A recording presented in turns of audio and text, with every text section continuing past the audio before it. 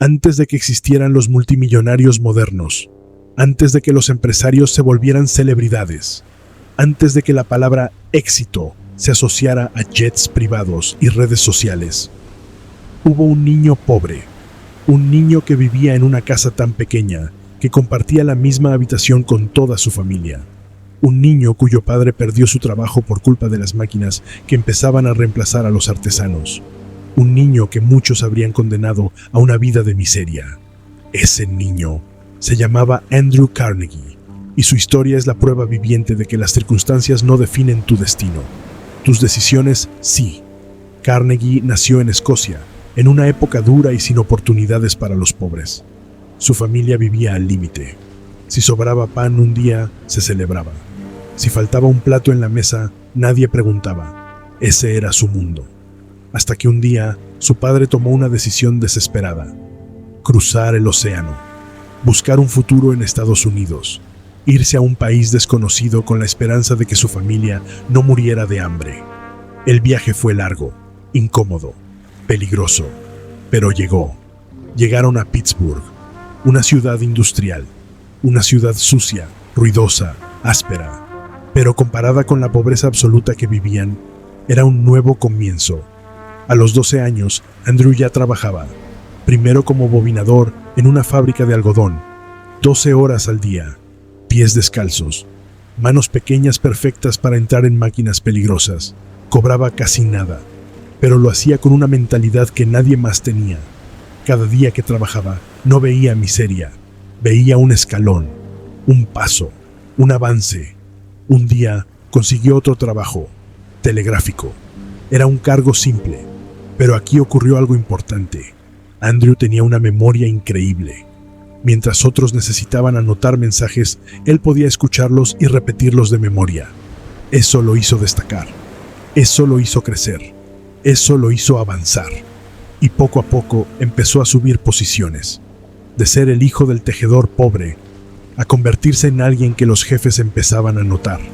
Su gran oportunidad llegó gracias a una persona que cambió su vida: Thomas Scott, un hombre influyente en los ferrocarriles, un jefe duro pero justo. Scott vio en Carnegie algo que no se compra: ambición, disciplina, hambre. Lo convirtió en su asistente. Y ahí, Andrew aprendió algo que sería su arma secreta: cómo funciona el poder, cómo funciona el dinero, cómo funciona el país. Desde ese puesto, Andrew veía el futuro antes que nadie. Veía las rutas, veía los trenes, veía el crecimiento y, sobre todo, veía lo más importante: el acero.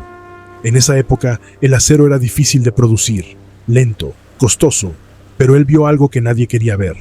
El futuro estaba hecho de acero: puentes, edificios, rieles, barcos, ciudades completas.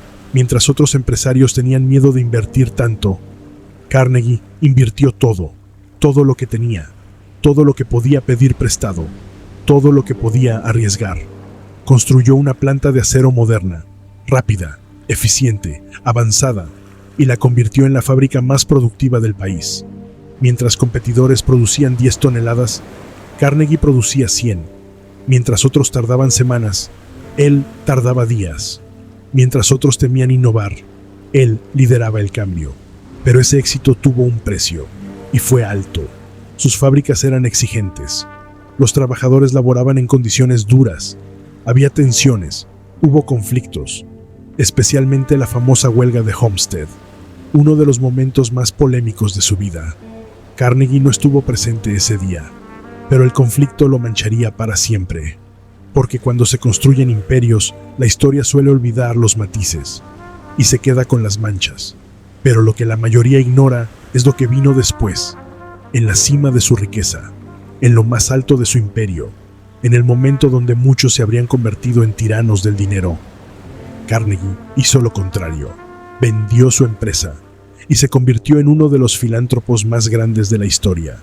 Construyó más de 2.500 bibliotecas públicas, financió universidades, pagó investigaciones científicas, apoyó a instituciones culturales. Creía profundamente en algo: la persona que muere rica, muere en deshonra. Para él, la riqueza no era para presumir, era para transformar. Muchos lo criticaron por sus errores, Muchos lo cuestionaron por sus decisiones, pero nadie puede negar esto.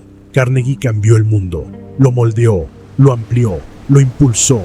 De niño pobre en Escocia, a rey del acero, de hijo de un tejedor sin futuro, a uno de los hombres más influyentes de su época, de obrero sin zapatos, a creador de bibliotecas para millones, y ahora su historia se cruza con la tuya. Carnegie no empezó con nada, no tenía privilegios, no tenía ayudas, no tenía oportunidades fáciles, pero tenía algo que nadie podía quitarle, una visión tan grande que lo empujaba hacia adelante, incluso cuando el mundo lo empujaba hacia abajo. Él no se quejaba del trabajo duro, lo usaba como herramienta. Él no se comparaba con los ricos, se comparaba con su propia versión futura. Él no esperaba un golpe de suerte, lo construía. Y tú estás a un pensamiento de distancia de cambiar tu vida. No importa tu situación actual, no importa lo que otros crean de ti, no importa cuántas veces fallaste, importa lo que estás dispuesto a construir desde hoy. Carnegie no heredó un imperio, lo levantó, pieza por pieza, y tú puedes hacerlo también, porque la grandeza no empieza con millones, empieza con decisiones, decisiones pequeñas, decisiones diarias, decisiones incómodas, decisiones que nadie aplaude, pero que un día, sin que lo notes, habrán construido tu propio imperio. Y mientras sigas escuchando estas historias, recuerda algo. Esto es Locos Millonarios. Aquí no vienes a admirar a otros, vienes a despertar al loco millonario que llevas dentro.